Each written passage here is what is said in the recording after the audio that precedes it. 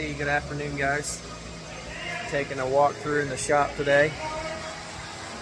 We're working on this X5, doing some maintenance and repair on that.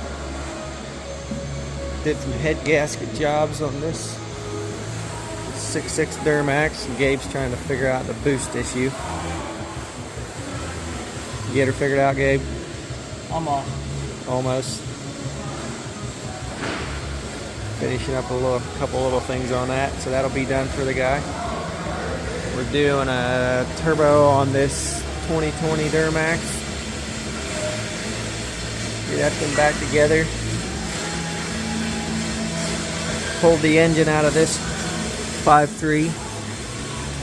Guy's doing camshaft and new heads, new pistons, full rebuild on the engine. Took it to the machine shop, so.